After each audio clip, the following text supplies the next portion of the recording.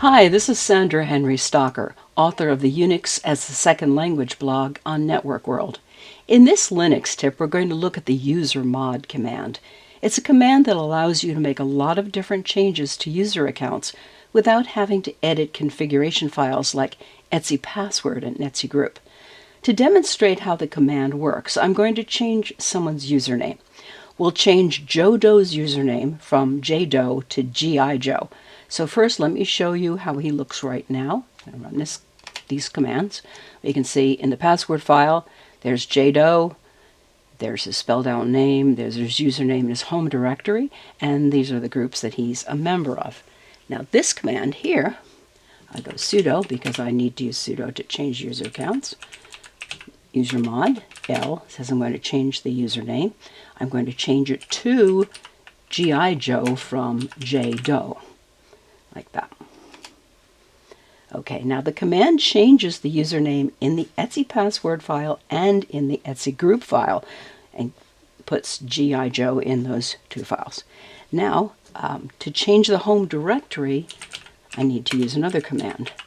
Usermod -d for directory, and I want to change gijoe's directory to gijoe. And it's the directory for this particular user, who is now gijoe. Let's hope I got that right. And other thing I want to change is I want to change his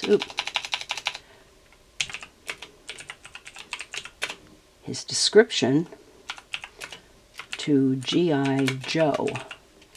And again, I need to put in his current username, which is gijoe, like that.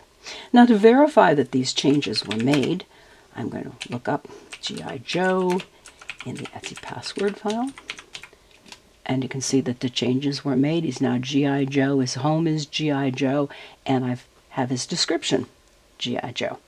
And if I look at his home directory, you can see that his username is changed, the name of his home is changed. What hasn't changed is the name of his group. To change that, I would either use the groupmod command to change his group, or I would have to add him to a group that already exists. Keep in mind that there are a lot of other changes that you can make with the usermod command to help you manage accounts. Well, that's your Linux tip for usermod. If you have questions or would like to suggest a topic, please add a comment below. And don't forget to subscribe to the IDG Tech Talk channel on YouTube. If you like this video, please hit the like and share buttons. For more Linux tips, be sure to follow us on Facebook, YouTube, and networkworld.com.